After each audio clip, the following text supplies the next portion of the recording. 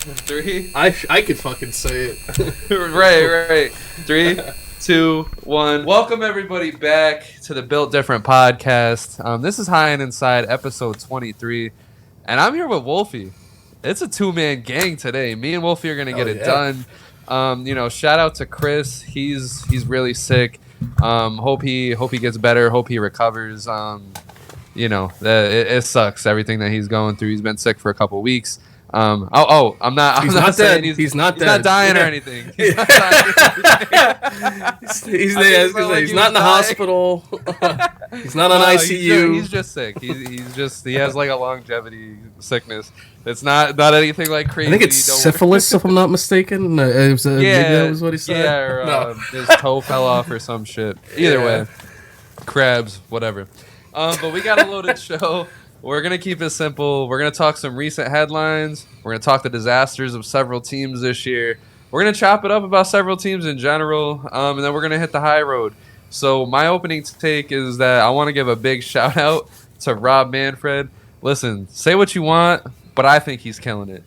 He shortened the time of baseball games, which pissed off a lot of people, and I know like my takes here might piss off a lot of people. But shortening the baseball games, it's leading to immediate needed growth that baseball has needed for a little bit now. The universal DH has been beautiful. I'm sorry, I did not like the pitchers flailing at balls, getting hurt, seeing Max, bunt balls, breaking his nose and shit. The base stealing rules have added a lot to the game that was missing for a while. I really miss the stolen base aspect because it's not like it's being overdone right now. I mean, yeah, the stolen bases are up by a little bit, but at the same time, pitchers are still throwing guys out. Catchers are still throwing guys out. So I think we're just getting back to the old days a little bit when it comes to stolen bases. And he's just pushing the right buttons. He's made some mistakes. We all know that. We all have shitted on Rob Manfred at one point in our lives. But I can't be mad at the guy at all. He's hitting the right buttons. It's been an exciting season. This Braves and Phillies series going on right now is pretty good. The AL West is epic. There's so much rising talent, and we're getting some amazing pitching performances. And as a fan, it's been great. I really think we're going to be in for one hell of a playoffs. I think it's going to be tense. It's going to be fun. I love what's going on. I can't complain about baseball right now. Wolf, what's up? Dude, I completely agree with you. Also good to see you again. Dude, at first, too, when I heard the pitch clock, let's be honest, I was a little bit old school, too, where it's like, oh, man, they're changing. Some rules I was okay with. DH gives a lot more action. The clock, I was wondering, is it going to be good? I love it, too. It speeds up the game. Bro, let's be honest, we got 162 games a year. I love baseball, but, we can't be sitting there 4 hours every single night with games no action. Yeah, dude, it would be different if it's constant action, but I don't want to see a 3.5 hour 2-1 game. Let's speed it up a little bit. Plus, stolen bases, I'm a big fan of that. I like seeing those go up. We're seeing some really impressive seasons now. And it's crazy too that inch or two matters that much. No pun intended, but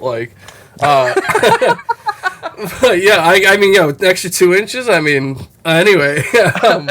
Keep going, Wolf. But I do like also the fact that they are taking out the ghost runner rule for the playoffs. That's a smart one. I'll give them that. It's extra innings. At least I want to see a team actually win. And we don't even really get that many extra inning games anyway in playoffs, so it's that one will budge, but no, you're right. Baseball's in a good spot right now. Speaking of in a good spot, the New York Mets finally got David Stearns. I'm so happy about that, man. That could actually lead into the Brewers connection too, where maybe we could actually snag Craig Counsell next year. It sounds like we might actually get rid of Buck Showalter. I'm fine with that, man. If that's the mood. You're fine with that? I don't know. I feel like the players love Buck, and Buck loves the player. It feels like it was good. I don't know, man. You know what it is? It's almost like how I feel about the Scherzer and Verlander thing, where it's did I really want to blow it up this quick knowing they had an extra year? No. But if we're going to go in a different direction with at least a notable guy, if they're like, yo, our like third base coach, like nobody is just gonna be the manager. He never had manager experience. It's like we're really rebuilding. I'd be like a little bit like, what the hell? But at least Craig Counsell's got like a good track record, Yeah, and he's a little bit younger, so maybe it would be an okay direction. I don't. The thing is with Buck is like, I am I bad. I don't mean to cut no, you off, but continue. I like what the Mets have done with, getting a new president of baseball operations in there. I like it that it's the Brewers executive. He did a fantastic job in Milwaukee, in the position that he held. So I like that the Mets are taking that route. I want to see them keep a majority of these guys around. Keep the young guys that you just brought up. Keep Pete. Keep Lindor. Keep the Edwin Diaz. Keep Sanga. Keep these guys and just build one more. Just give it one more attempt. I think keep Buck. I just think what you guys failed to do in the offseason was that you achieved when you got Carlos Correa, but then when Carlos Correa, when that fell through the table, you guys really didn't do much after that. And that's what you guys needed. You guys needed bats. You guys needed bats bad. It was actually, really bad. And then obviously, with Diaz going down, your bullpen got a lot weaker, but who can really expect that to happen? So I just think realistically, the Mets gotta I gotta see him stick it out. Like it's a good. It just needs more. That's all it needs is more. Mm-hmm. No, you're right. It's the thing is too. What bothered me, because you're right with the bats, is that not only did we need bats, but the way we replaced some of our needs was in a weird way. Like we didn't say like, oh, we need a catcher. We have Alvarez. Let's just bring him up right away. Bang, try him out, see what it is. It's like, no, like we'll bring him up like a month and a half in when we know the catchers we know the catchers we had weren't going to do anything. Like, what were we waiting for?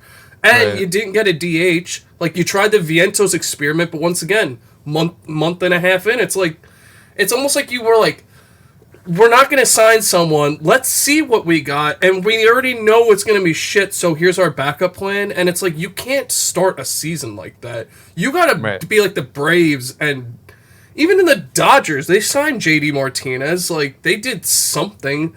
We kept Vogelback. We actually literally got rid of Ruff. We didn't even really do anything with him. Thank God. Like, we didn't keep him. He was terrible. But we did not fill enough holes. And it's weird because it's like when we went all in on Scherzer and Verlander, but then when we didn't fix the DH spot, it's like, why?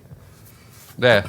And there was more than enough hitters there, too. I mean, it was kind of mind-boggling. I mean, I get it. You locked into Correa for like, it kind of blew away a couple weeks there, but at the same time, like there was hitters that you could have gotten a lot of hitters. I completely agree with that. Plus, there was guys like Bellinger out there, bro. Like there was guys you didn't need to spend $300 million. Dude, the original year. Do you remember what the original contract offer was, dude? It was 12 years. Yeah. 12 years with Carlos Correa. Thank God it didn't work out. Yeah, I mean, I don't know, because, like, I'm not going to give an opinion on Carlos Correa. I want to see what the Twins do in the playoffs, because that man is, like, built different when it...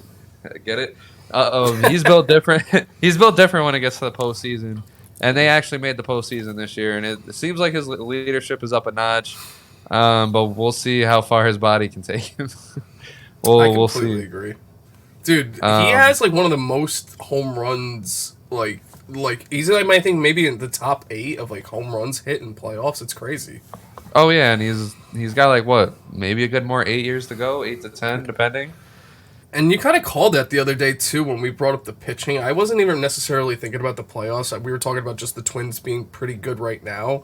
But you're right, like they're the team that they have a good enough pitching staff, decent bullpen. But, like, I have a feeling if it's, like, Correa's postseason experience, and then if, like, Buxton's, like, getting hot at the right time, living it up, like, that could be a scary team in the postseason. And that's exactly what I'm saying, is that they have the pitching rotation that can compete, especially in the American League. I mean, the Astros, they're a whole different team, don't get me wrong, but, like, let's say the Twins get matched up with the Orioles after like let's say they somehow get out the wild card and they face the Orioles. They can make a run against them. They have Pablo Lopez, Sonny Gray, and Joe Ryan as 1, 2, 3, and then they got Kenta Maeda as their fourth. And even the matchup now, look at the Rangers. I would say the same thing about Yeah. that too. Absolutely. And they got two really good pitchers out their pen, and Jackson Duran. So like they got that figured out. And then if their hitting can be good on paper, they're gonna be fine. Because like you said, Byron Buxton, Carlos Correa, shit. I mean, Joey Gallo can give you something, whatever. Alex Kirilloff, Royce Lewis, Max Kepler, Don't they Donovan have Solano. Polanco? Yeah, Jorge Polanco. Like, if this team ever just does what they're supposed to do, they're going to be a powerhouse. But that's the issue with Minnesota is they don't ever do what they need to do. But it could be different with Correa being there and being in the postseason. Because Correa, a lot of the runs that Houston went on were because Correa just exploded. Oh, dude, he was so good. And to think about it with the Twins, too, it would be the one time that they would get to the postseason and not have to face the Yankees. So it's like, yo, if there's any shot that they could actually do that, yo, is this the Twins year, bro? Like, just it's the Yankees not being in it literally lets the Twins get to the World fucking Series. I mean, so they would be third. So they would face the worst wild card, which is looking to either be the Mariners, the Blue Jays, or the Rangers. I'm not gonna lie, I can see the Twins knocking any of those teams out.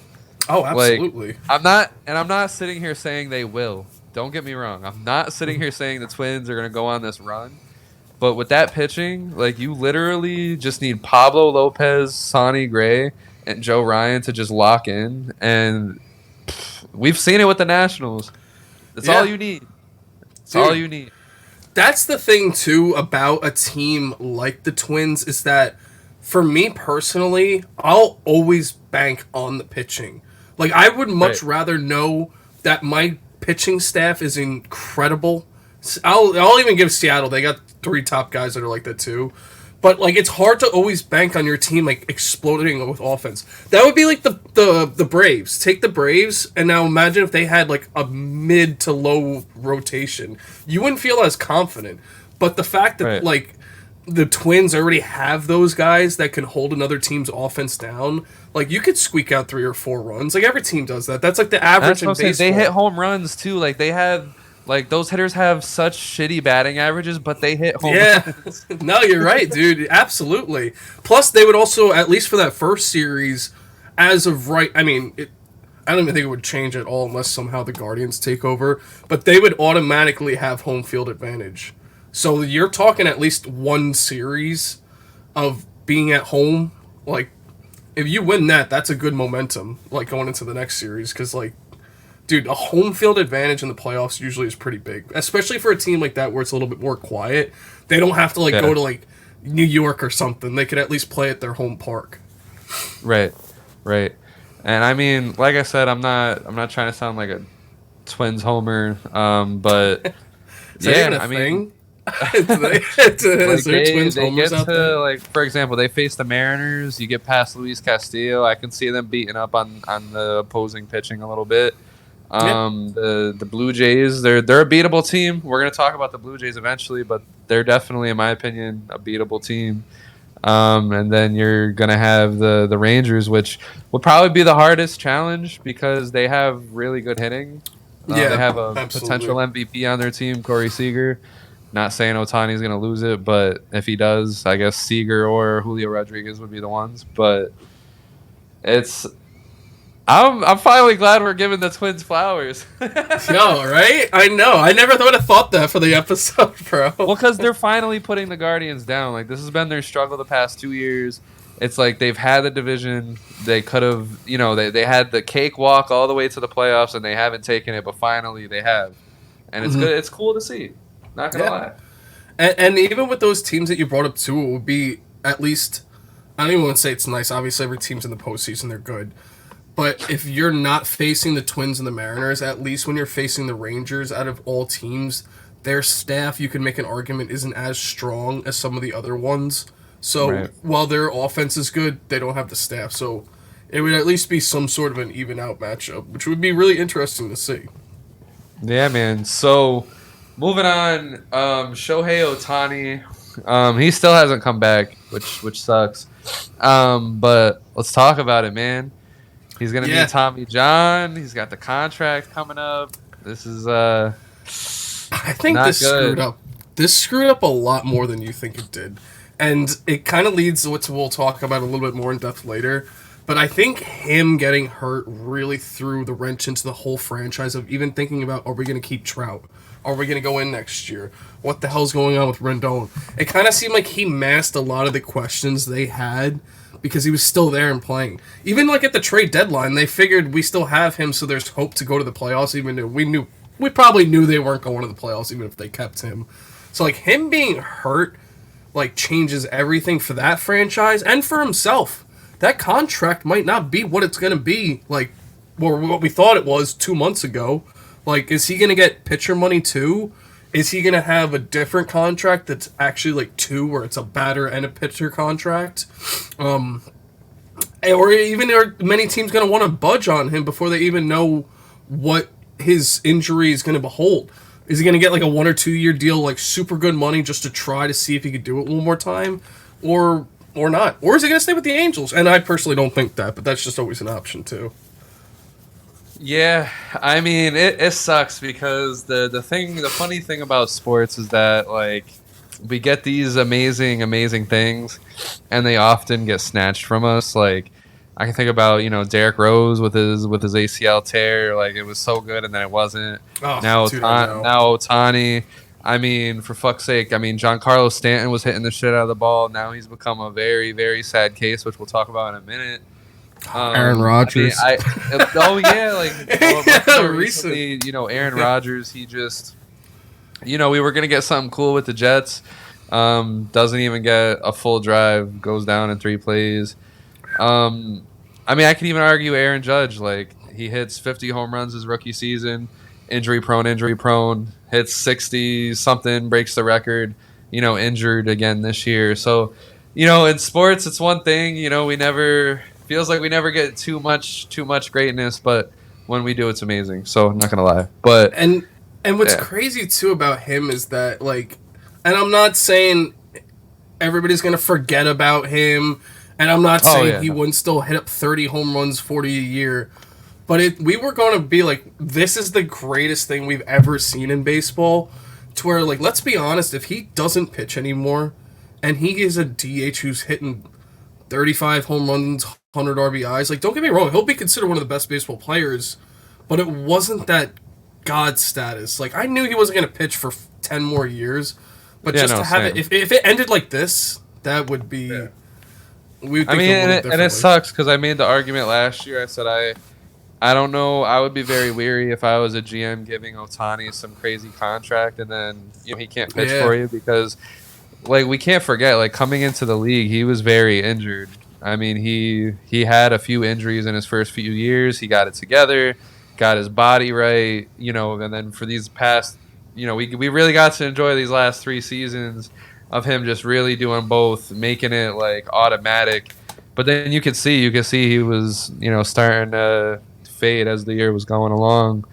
And it sucks because, like, he's legitimately probably the best baseball player to play. Don't know if it'll go down as the best career ever. That's left to be written. But I think he's a Hall of Famer no matter what. Yeah, I think he's earned that, and it might be premature. Like if he doesn't play baseball anymore, is he a Hall of Famer? I say yes.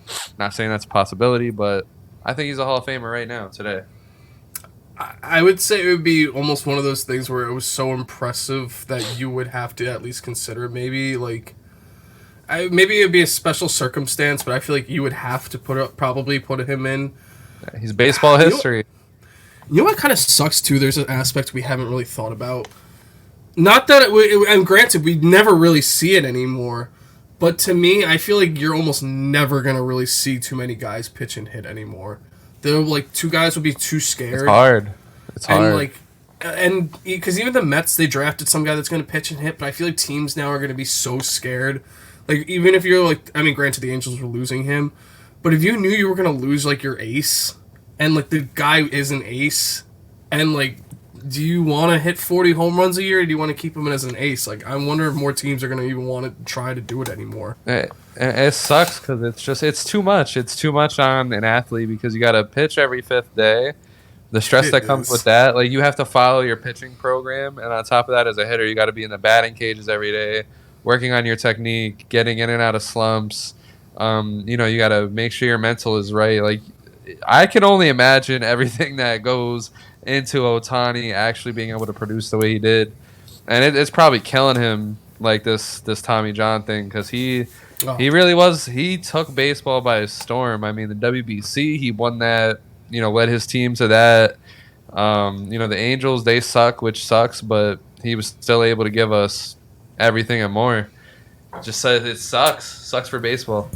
Bro, if you're him too, and like, I actually feel like out of all people, he wasn't necessarily worried too much about the money, but still, and I'm not saying I also want to see a team get robbed, but that fucking blows, man. You're about to make like.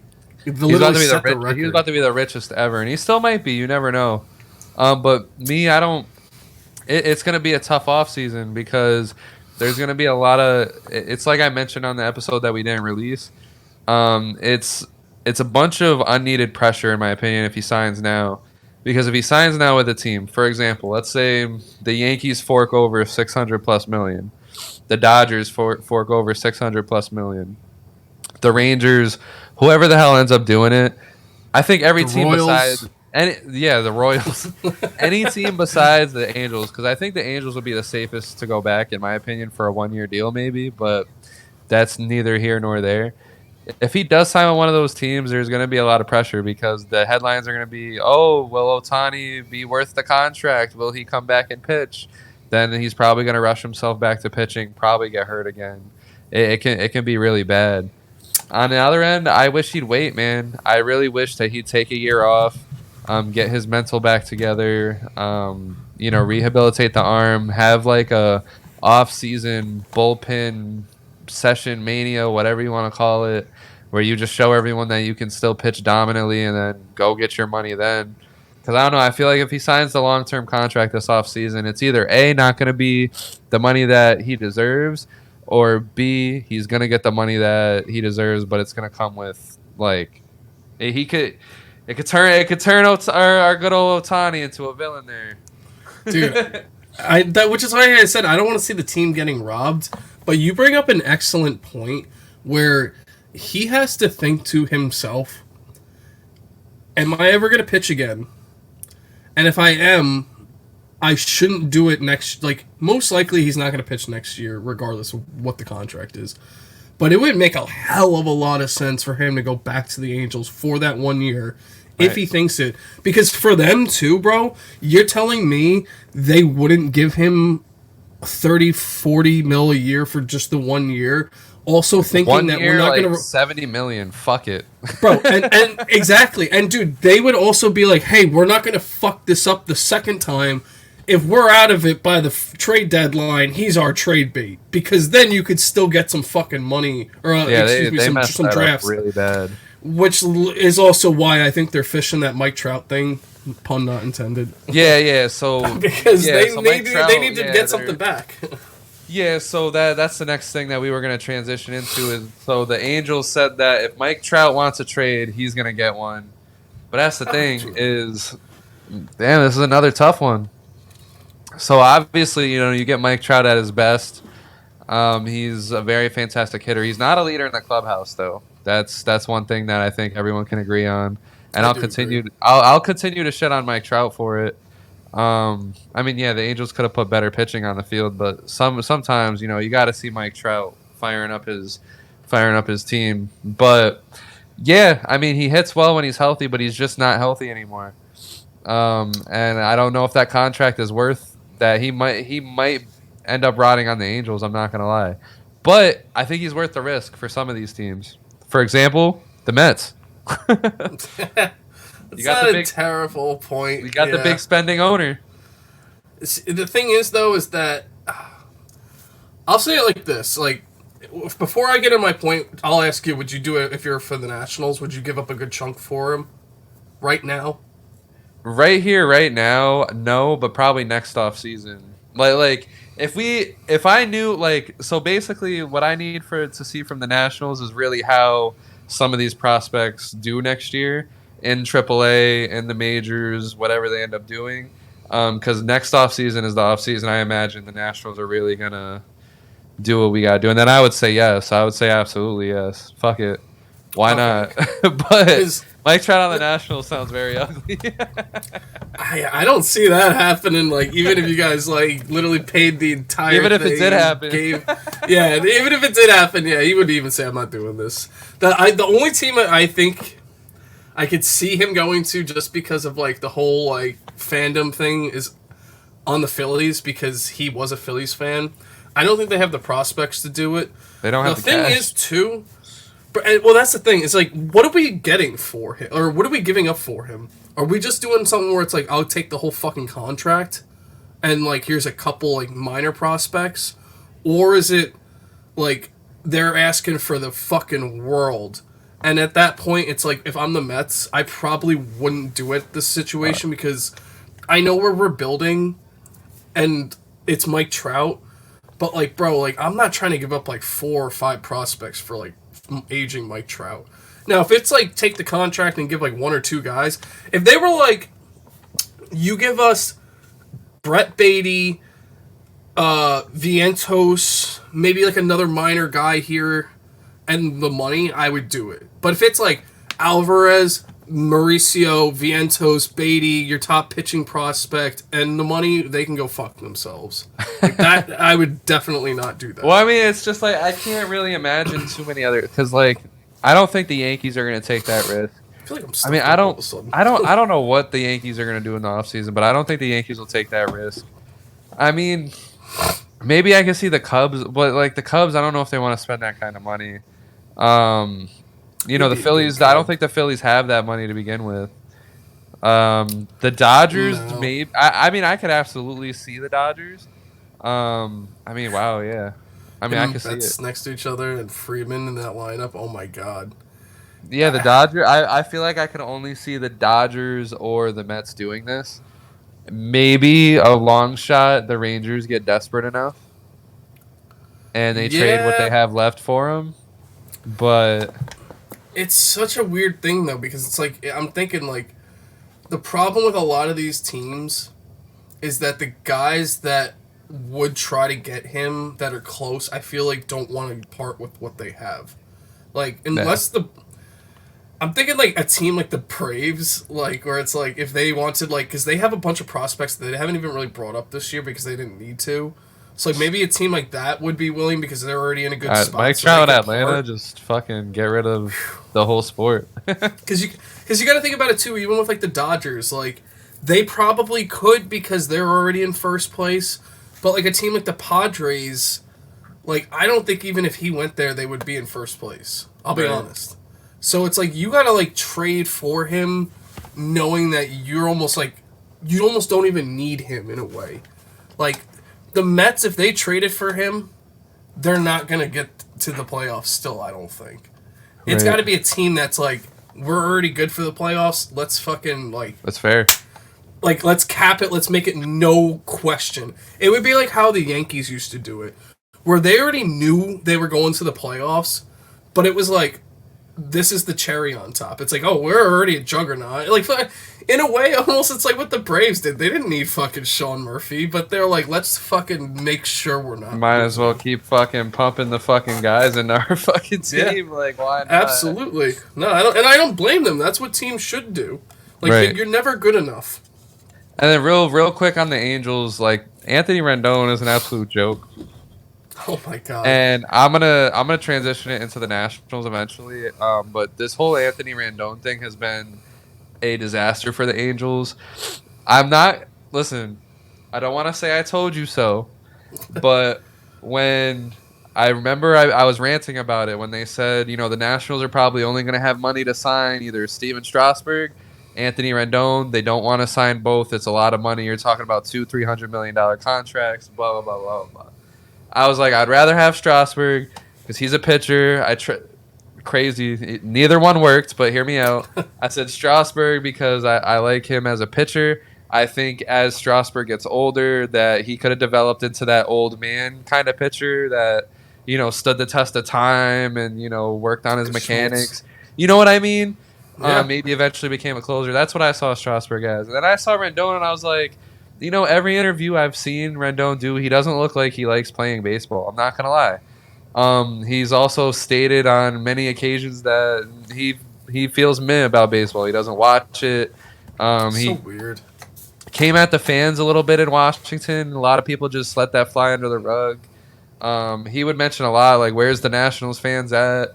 But there was that whole debacle because it's hard for Nationals fans to actually go to games because of the commute and, when train lines close and all the crazy shit that's into that. And I saw it then, and I was like, you know what? Anthony Rendon's a great hitter. If we keep him, it is what it is. But I don't feel like he's going to be that good if he goes somewhere else. And then when the Angels got him, I knew it especially because it's the fucking Los Angeles Angels. Yep. So he has nothing to really play for in Los Angeles. So, yeah, he's like mentally he's just declining. I could see him like retiring in the offseason if I'm being honest with you. Or they just trade him or release him or whatever. He picks up somewhere else and tries to get it going. But, yeah, I guess, they asked him for an injury update. He was like, no habla inglés, threw on the hoodie, walked out the locker room. He's not been good with media, fans, nothing. He's not being good at all.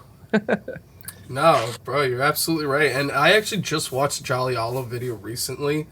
Like, maybe 2 weeks ago, he made one talking about Rendon's career this year to this point. Yeah. And in the beginning of the season and last year, he also made like a thing where it's like someone would ask him how like his injury was, and he would literally just not even answer it. Like he wouldn't even acknowledge it and just start talking about something else.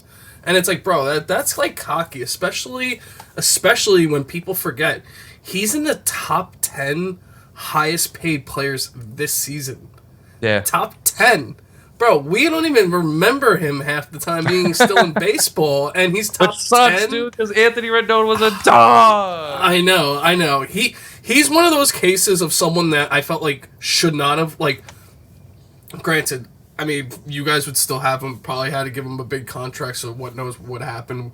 But I feel like he's one of those guys that once he left his team, you just knew, like you said, you just knew he wasn't going to be the same player. It was like that Carl Crawford effect almost. Yeah, I'll give you that too. Yeah, no, it's shit. Even look at, like, I hate Pablo to say it, but even like Joey Gallo, like recently, like him leaving that team, like he was never the same once he left Texas. Like, obviously he's not a superstar like me. I mean, he still wasn't hitting 200 in Texas. No, I mean, yeah, but at least he was putting up 40 homers. Like, it's like some guys just like need to stay where they are, and I feel like it sucks, man. Like Anthony Rendon, he was so good. Like he probably could have been the World Series MVP if they didn't give it to Strasburg. But I felt like the narrative just fell in love with Strasburg because he was just really lights out. But yeah, man, it's it's ugly. It's real ugly in LA, man. It's real bad. Bro, between him, Justin Upton, like they're just not having pitching. Like that franchise is really hard to root for. I'll give them that. Like, Justin Upton was there too, and he didn't do so hot there for a while either. And they gave him some big bucks. Like I actually just watched some on him recently. Like the whole Josh Hamilton thing, cool holes, like Mark Trumbo. yeah, dude. Oh yeah, that Pujols thing was crazy.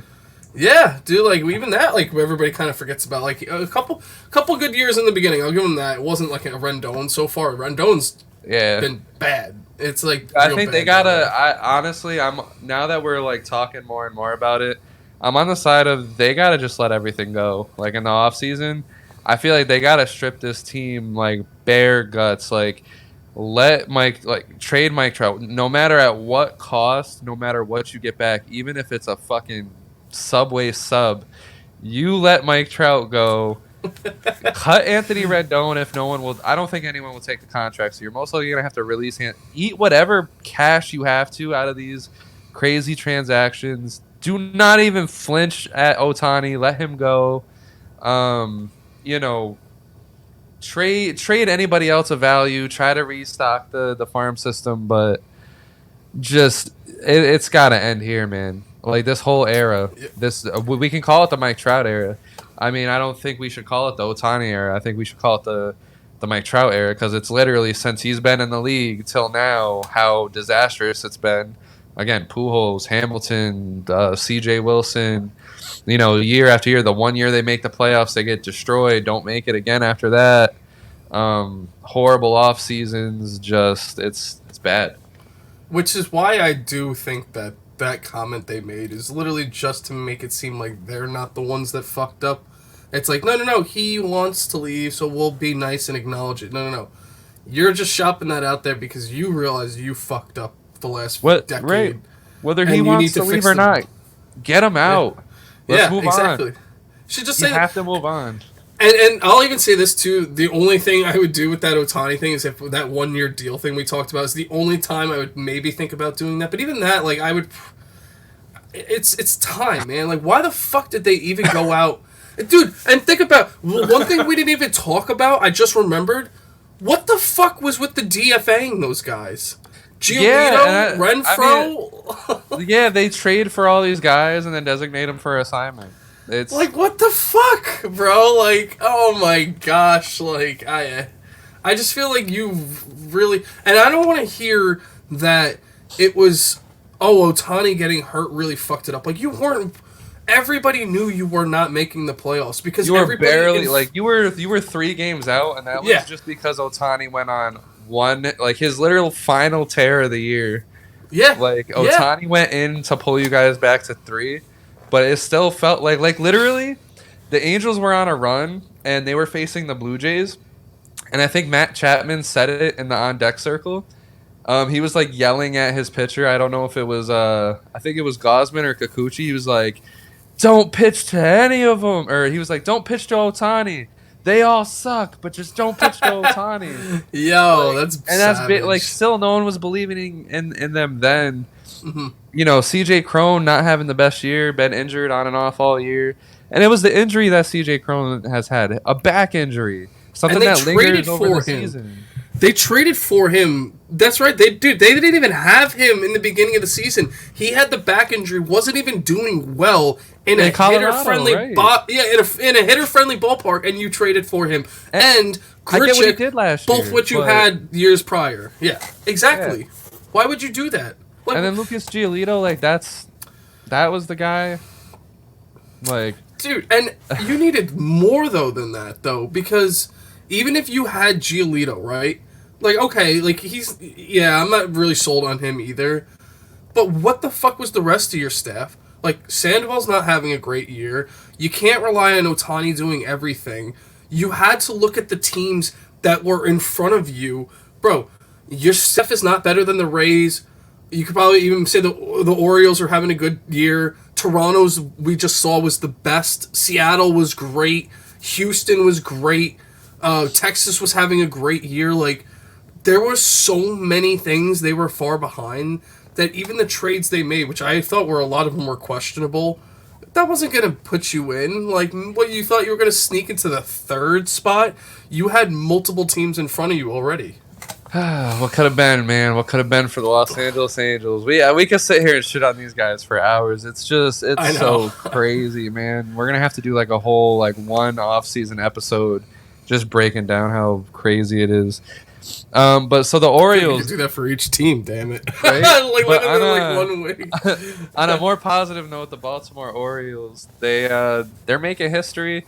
They made history when they won 80. They went 84 consecutive series without being swept. They got to 90 wins, fastest in their history since the 70s. And I believe they broke another record yesterday, which I wasn't ready for that one. But yeah. And no, dude, first off, they're literally 9 wins away from 100 wins.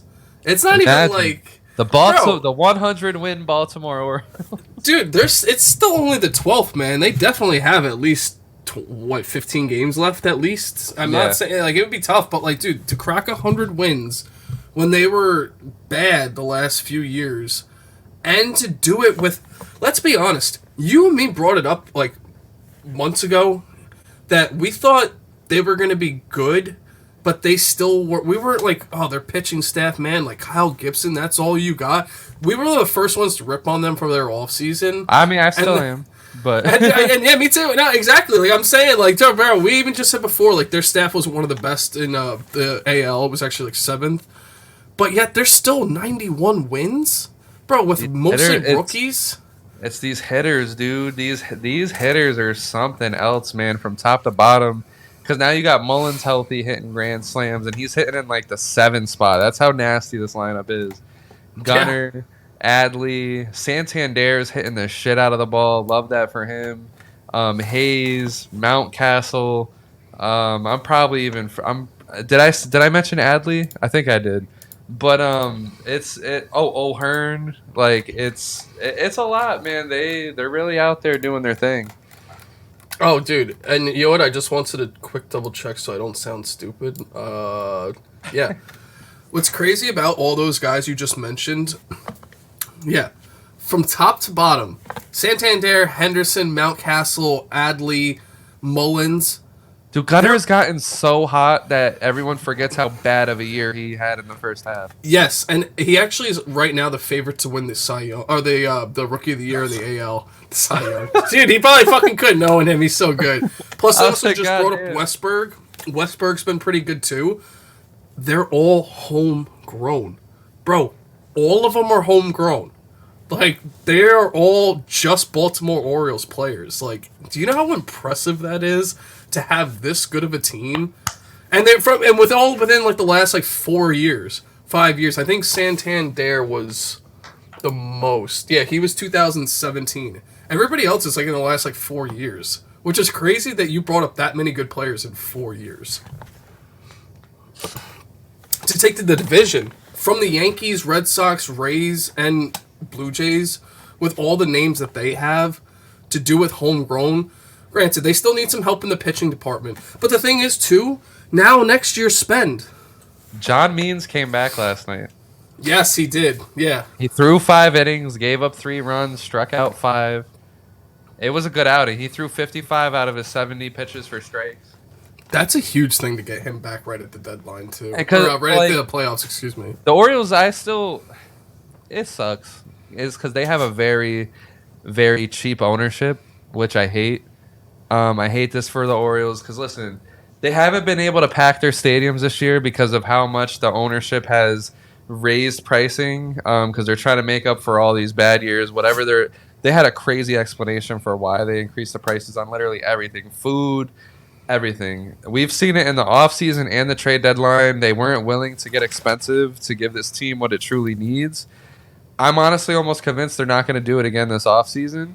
I could be wrong. I completely agree, dude. And it sucks because their general manager wants to be aggressive, but their owners want to be cheap. So it's hard when that happens. You have to have a really, really smart, locked-in general manager, which they have because he was able to produce this team. And I don't know. I can see it going bad again because it's still toxic in Baltimore, man. Yep. You took the words out of my mouth. I don't think they're going to just change their philosophy because now, why would you? Because Sax, why would I spend money on my team if I'm winning 91 games, rebuilding the way I've been doing it? Why would I change what I was doing? That's how they see it now. Right, but it's because you have to understand, you've seen all these teams win World Series while you've been sucking as much as you have. If you've been studying, you know it comes through pitching and not hitting. This hitting is only going to take them so far. If they, for whatever reason, make the World Series, I'll swallow my words. I don't think they'll win because their pitching is going to get decimated once if the Orioles get to the World Series and they face a team like the Dodgers, like the Braves, they're really going to beat the shit out of Baltimore, dude. Yeah, dude, it's going to be bad. It's going to be bad. So, yeah, the Orioles might luck out. You know, they might get to face teams like, you know, the Rangers. But, again, if they face, like, the Astros, if the Rangers hitters could destroy the Orioles themselves. Absolutely. They're pitching, because, I don't know. I don't believe in Flaherty as the one guy that they're putting everything into. They got all these different talents in their rotation. They don't, they lost Felix Bautista, who might come back and pitch with a half torn UCL. I don't even know why they would do that. Jesus Christ. But yeah, you got to spend money. You got to do it this offseason. If you don't, how do you justify that? You're going to take a step back. And what's crazy too is that even like you said, like we talked about Gibson Quick, the one guy they actually did spend money on. Let's be honest, he has 170 innings pitched. I get it. He has a 15-8 record. I get it. He's got a almost 2 ERA. Like, let's be honest, you are not getting away with that. Right, and you're really gonna uphold that in the postseason? Yeah, exactly. Jordan Alvarez is shitting on you. Dean, bro, a 5. Is there like a record for that being that good of a record? 14-8 with a ERA like that. That's got to be like a record or something to have that great of a stat line. And we got to remember that the Orioles are young too. They didn't make the postseason last year, right? No, dude. This is gonna be year one of them. I think they were in last place, weren't they? No, they were in like 4th, I believe. Red Sox maybe was the last. It definitely wasn't Toronto, Rays, and Yankees. Yeah, because of them. Yeah, they might have, but either which way, like this is gonna be their first year in the postseason too.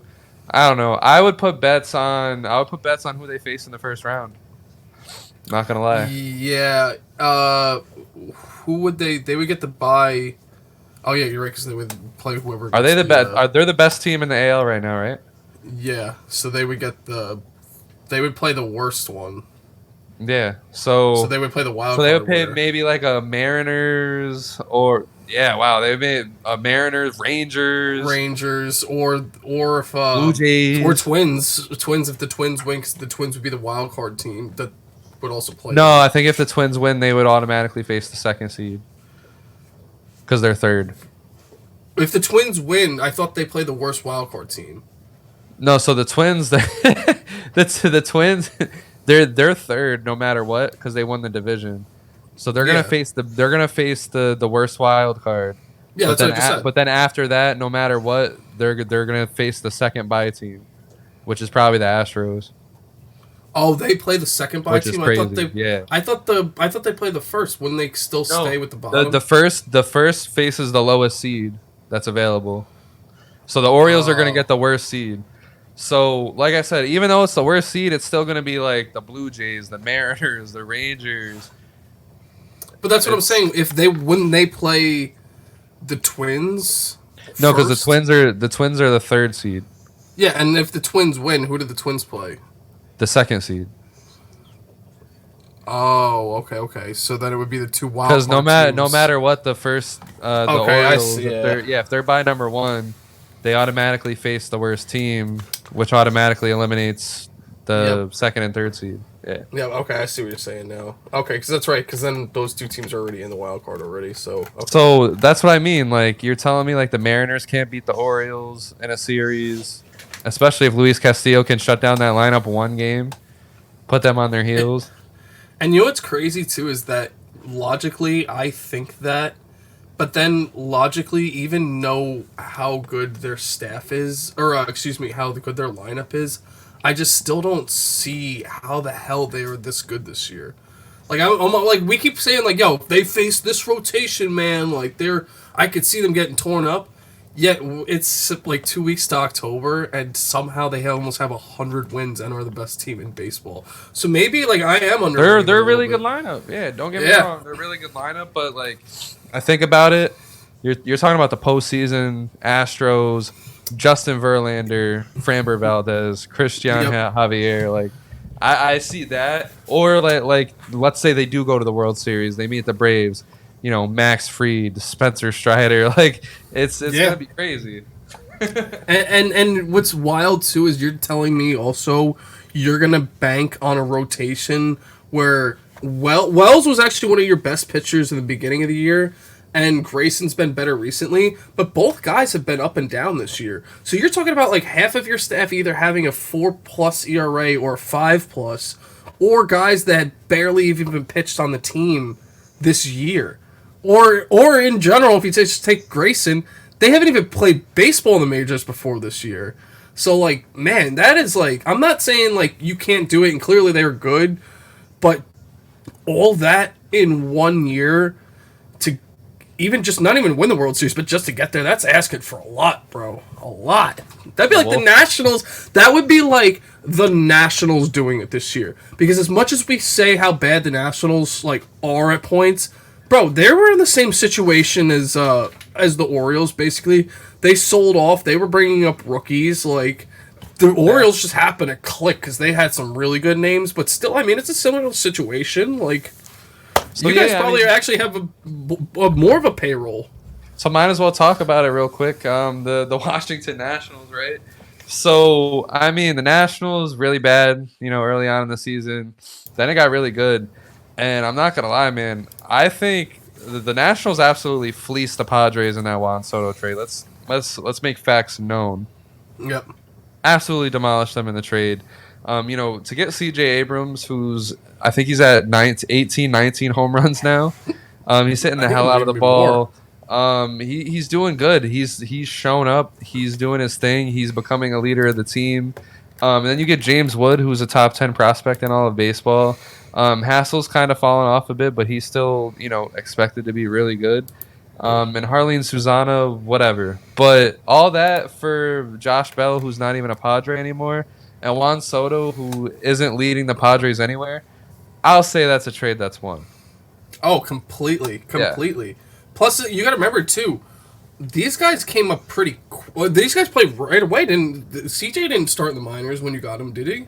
I think he was for, 2 weeks. Yeah, I was going to say it was something, really short. Yeah. And the way he's turned out this year so far is incredible. Because even right now, I just have his stats up. The last 7 games, he's hitting .292, a .433 on base, and a .750 slugging. Incredible. And plus, he plays good defense. He's athletic. He's got good speed already, too. And also, too, not even just with winning the trade, but I have to give the Nationals credit. Because if they weren't going to keep these guys right away, just sell. You won your World Series. You can always resign Soto. Let's be honest. Soto is going to eventually hit the free agent market. But you got back a haul. And you didn't hesitate. You went and got the best haul you could. And the team is actually... There are some bright spots already. Yeah. And again, it was that trade. It was also the trade that we made with the Dodgers, where everyone was like, oh my God, what are the Nats doing getting rid of Max Scherzer and Trey Turner? Well, Max Scherzer, he's fallen apart on every team he's been on since the Nationals, the Dodgers, the Mets, and now he just got hurt for the Rangers today. It's the same. It's like a tricep injury, whatever. It's usual Max Strasburg end of the season shit. Jesus. No offense, but it's where we're at now with Max Scherzer.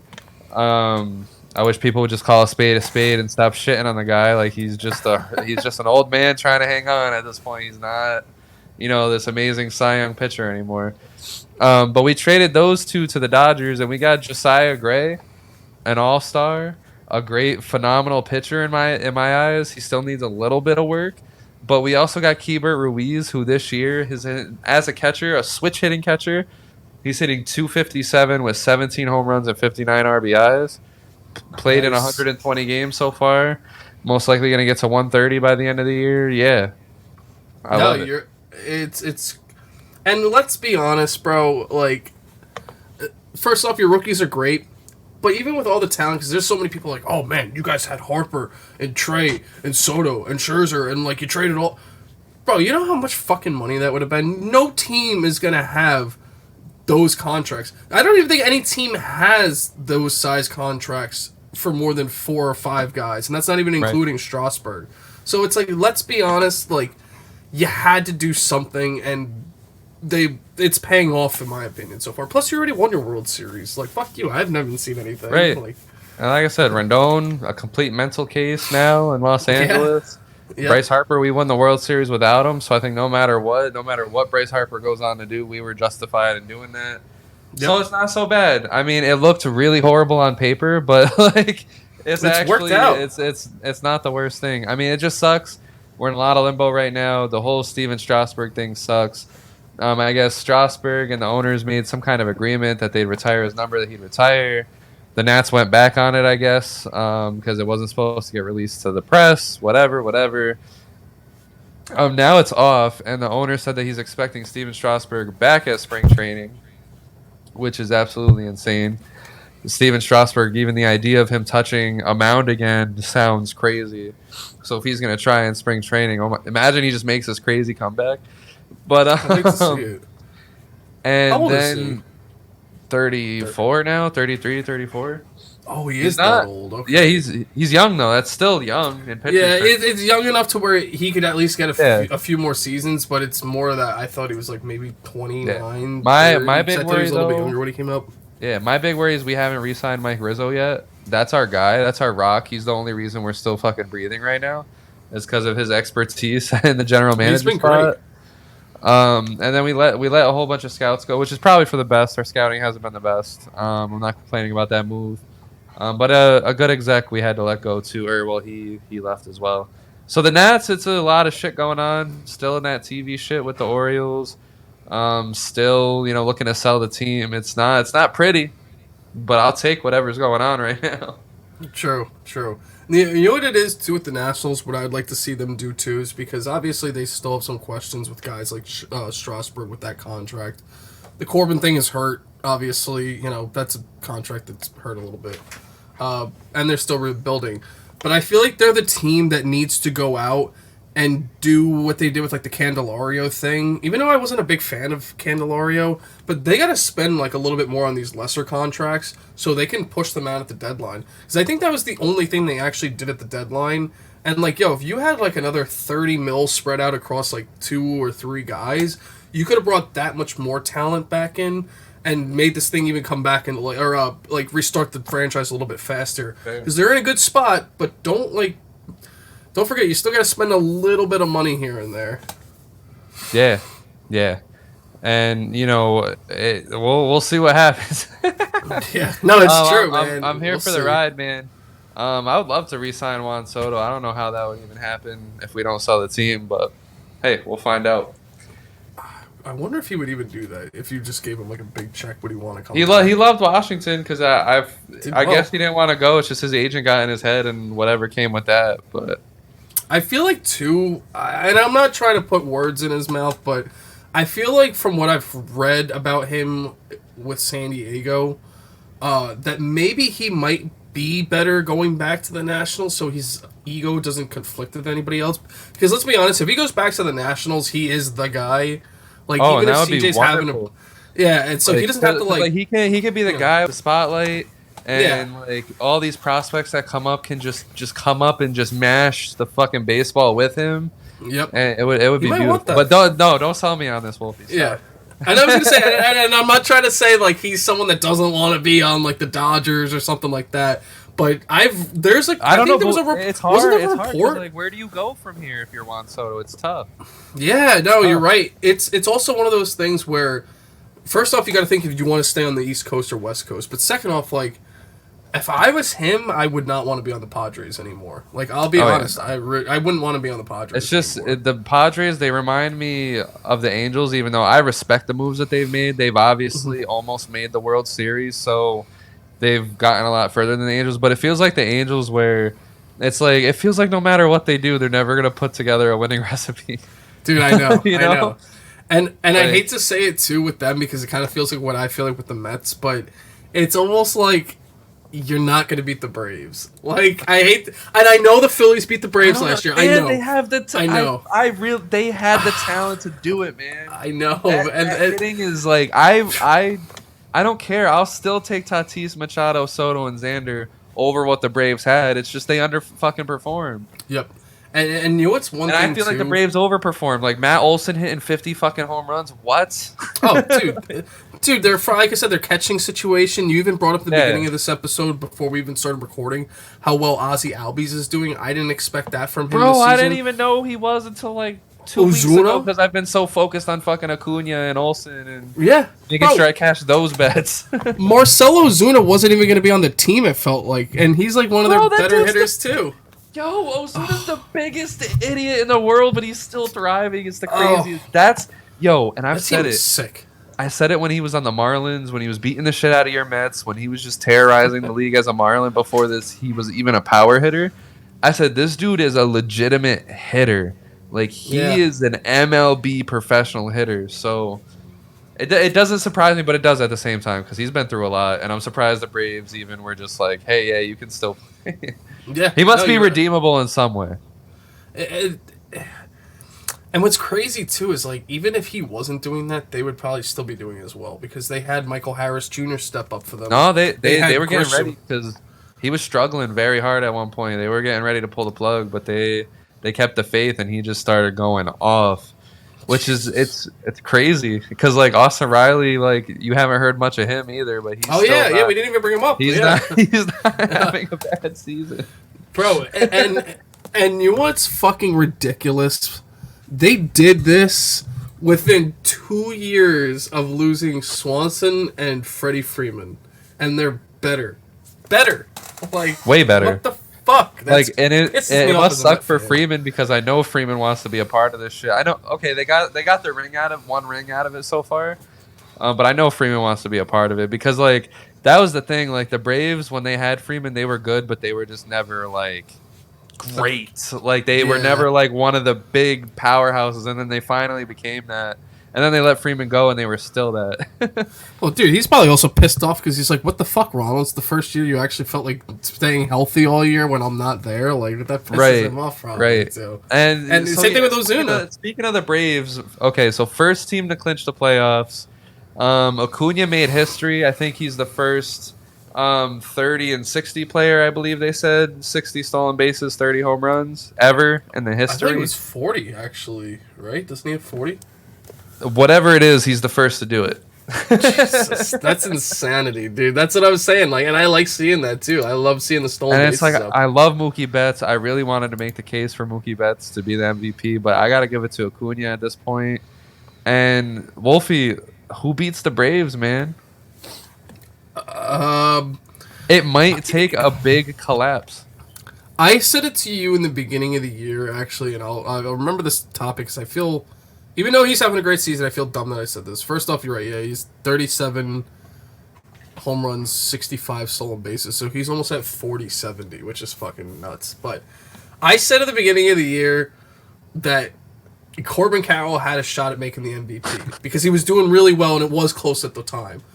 But the thing I also said was there's no shot if Acuna stays healthy. And that's exactly how I feel right now about their playoff chances.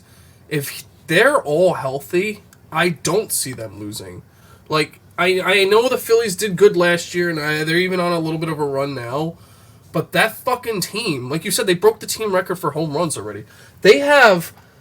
Bro, it's mind-boggling. 51 home runs Olsen, 37 Acuna, 34 Ozuna, 34 Riley, 30 just about from, because Albie's 29 today, so 30 about from Albie's, 21 from Rosario, 20 from Murphy. Arcia even has 17. Oh yeah, I was gonna say they even got Orlando Arcia going in. Oh my gosh, bro! They even have Harris at 16. Even Travis d'Arnaud has double-digit home runs. Like, you're talking about 10 players right there. That And a 9-person team. yeah, and 7 of them have over 20, and 4 of them have, or 5 of them have 30. 3 of them have almost 40. Like, 1 has 50. Like, bro, that's insanity. You don't even usually have... We talked about it last year with the Guardians. That was a major issue. They didn't have, like, 2 guys that had over 20. I don't they know, have, man. like, 7. There's something fishy going on, man, because bullshit. They're all underpaid, bro. Yeah, dude, it's honestly, it's horse shit. Like, I don't know if it's a big under the table scheme or they got like a fucking sex trafficking thing going on. Don't mean to be that violent, but like I don't know. I don't believe it. Or they're selling cocaine out the fucking ass. They're just like The Atlanta Braves, man, there's something special, and it's crazy because we're kind of approaching that next cycle where the Mets kind of fall off, the Marlins fall off, the Phillies fall off, and the Braves are supposed to fall off, and then the Nationals are the sole team on top again. But man, I think the Braves are just going to be good for a long time, and it's crazy, but they have to beat a curse though. They got their one World Series. Will they win another though? Because remember back in the '90s, they had all this crazy talent, but they only won once. Yeah, no, you're right, and it kind of reminds me, even just talking with last year, it's kind of almost in the same way. Let's be honest, bro. We said the same things last year, like who the hell is gonna beat the Braves? Yeah, dude, and I think in a way too, and I don't know how the clubhouse is, but I feel like even last year where they won the division from the Mets, granted it was right at the end, but they took the division, they had over 100 wins. It was like, they were a good team. Same thing this year. They steamrolled through the regular season. So are they gonna have that like energy going into the playoffs? Like we can't like fuck this up. Like we can't take this. It's almost like they're like laid back because they think they're so good, but another team is so hungry to get in that they might play better. To be honest, it's like it happens even in football a lot too. Sometimes like look at what the Chiefs, bro. I'll even say with the Chiefs that just happened recently. It's almost like we have the great quarterback. Like we're so good. We're coming off of the Super Bowl win. It's literally our opening day celebration, and yet the fucking Lions beat them. It's the same thing with that. Like I feel like. Yeah, I feel like it's the same way with baseball. I didn't think I'd be doing that on the MLB podcast, but shout out to Jared Goff. Yeah, I know we brought up football a couple times, but it's true, man. Like, sometimes I feel like the teams that are so good don't always win. It happens a lot, man. It really does. Damn, Trey Turner homered again. But, that dude is on That's why I say, hey, maybe the Phillies, bro, maybe the Phillies are going to dethrone him again. Bro, I could see it. Okay, so, all right, moving on to the Phillies real quick. I think that it's the city of brotherly love, and I think it's real, man, because it's like I think there's something mystical and magical with this thing of brotherly love, because like you look on the Phillies, like last year they should not have gone to the World Series, but it was like they did it with love and with unity and everything just worked out of for the name of brotherly love. And then this year Trey Turner is playing like dog shit. But then their fans come together, start giving them a round of applause, showing them the brotherly love, getting them in the magic. And now look at this crazy shit that he's doing. And then, again, the Eagles, who the fuck thought that Nick Foles was going to win a Super Bowl? But I'm telling you, he did it in the name of love, brotherly love. Like, it was just, they all locked in for Philly, and just, it's crazy. And then the process with Joel Embiid, I feel like him getting through the first 2 years of injury, I'm probably dragging this point at this point. But I'm telling you, man, that magic with the brotherly love, brother. Yeah, and it's funny, too, because while they're so loving, like, you don't want to be a non-Philly fan and be around this brotherly love, though. Oh, yeah, no, it's It's only for them. Yeah. But looking at it with a non-biased view, yeah. I'll be honest, too, like, I hate to say it because there's been a lot of speculation on, like, is that what we should be doing? And I swear to God, is that if I, as a Met fan, started cheering for Daniel Vogelback, who's hitting 200, I guarantee you he's not going to hit 300. Like, you're right. Like, it's got to be something with that city, bro. Like, yo, Pete's not hitting 300 when I'm cheering when he's striking out, but for some reason it worked over there, and it drives me goddamn nuts, bro. Like, I don't understand. It's got to be something in the water. I told you, bro, there's some magic. Like, them going to the World Series last year was just magical, and you can't beat logic at the end of the day. The Astros just took care of business, but... Yankees, they're not getting much more out of Stanton if they start cheering him, in my opinion. I don't see it happening. Next year, they're going to start booing him, bro. I can't believe they haven't already. I think, like, next year, like, the first moment Stanton gets injured and comes back and starts striking out and, like, does his Stanton thing, yeah, they're chasing him out of town. It's about to get bad. It might be exactly what I predicted. I mean, I predicted, like, if Judge leaves and they're stuck with Stanton, like, Stanton's going to become the face, and that's just going to be the worst thing. But I think now if the Yankees go into this offseason, don't do much, and they keep this team on the field, and Stanton sucks, and he's like probably one of the big reasons they don't take the next step. Oh yeah. Yankee fans are about to hate this guy. It's to the point where I can't give the Yankees an excuse anymore. You have to cut him. You have to cut him, or, which I would try obviously first, is you got to trade him, bro. Like, you got to trade him. And you got to take 75% of that contract, maybe get a couple prospects back. I bet you probably won't get much, but you got to get him off your fucking team. He is such I don't weight. I wouldn't necessarily say like he seems like total dead weight, but at the very least he hits 200, hitting 20 to 30 home runs, whatever. But it's like the thing that sucks with Giancarlo Stanton is you remember what he used to be. Oh right? yeah, yep. Makes me a little sad. Does bring a little twinkle to my eye. You remember what Giancarlo Stanton used to be when he was in Miami, when he was fast, he had the cannon for an arm. You know, he was, you know, there was all these like news articles about will he beat Barry Bonds' record. You remember it, you know, the Absolutely. MVP that he won. It was good old Mike. It's crazy because I was watching a interview that they did with the Marlins, I believe owner at the time, and they said that Giancarlo Stanton did not want to stay in Miami, but he said that he wanted to change the course of Miami forever. He was actually trying, and it was crazy that he said this. He said he wanted to change the course of Miami forever and sign Giancarlo Stanton to a big deal and make him the guy that like changed everything forever. So that's why they gave him the contract. Because Stanton was like, "There's no matter what you put on the table, it's not going to hit my number. I don't want to come back." And he was like, "All right, 13 years, 300 and whatever million it ended up being." And Stan was like, Stan said, "There's no way you're doing that. There's no way." And then it got done. But yeah, like what Stanton used to be and what he is now, it sucks because we see this guy who's, I think, I'm not going to sit here and, you know, I'm not saying I know everything, but he looks clearly unmotivated. Because you can tell by his speed. It seems like he's not staying in the gym, constantly injured, just not giving you a locked-in Stanton that I think at this point Yankees fans deserve. Oh yeah, absolutely. He can't be there specifically anymore.